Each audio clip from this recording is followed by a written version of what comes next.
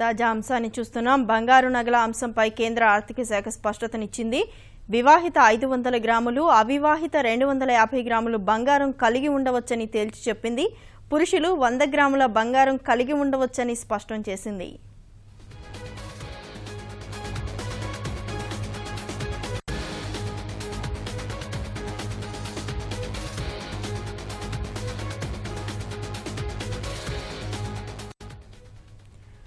బంగారు నగల అంశంపై కేంద్ర ఆర్థిక శాఖ స్పష్టతనిచ్చింది. వివాహిత 500 గ్రాములు, అవివాహిత 250 గ్రాముల బంగారం కలిగి ఉండవచ్చని తేల్చి చెప్పింది. పురుషులు 100 గ్రాముల బంగారం కలిగి ఉండొచ్చునని స్పష్టం చేసింది.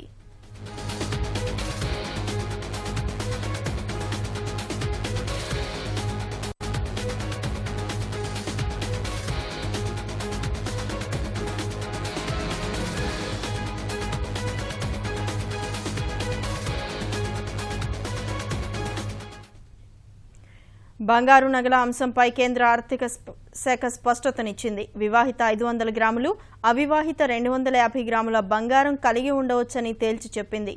పురుషులు 100 గ్రాముల బంగారం కలిగి ఉండొచ్చునని స్పష్టం చేసింది.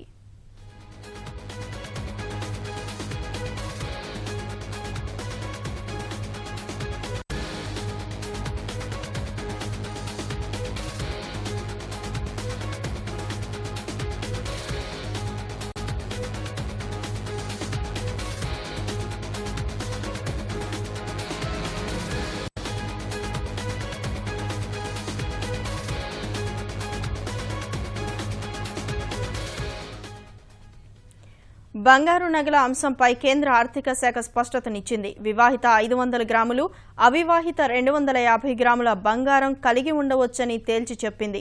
పురుషులు 100 గ్రాముల బంగారం కలిగి ఉండొచ్చునని స్పష్టం చేసింది. వారసత్వంగా వచ్చిన, లెక్క చూపిన ఆదాయం ద్వారా కొనుగోలు చేసిన బంగారంపై పన్నులు ఉండవని ఆర్థిక శాఖ ఈ మేరకు స్పష్టం చేసింది.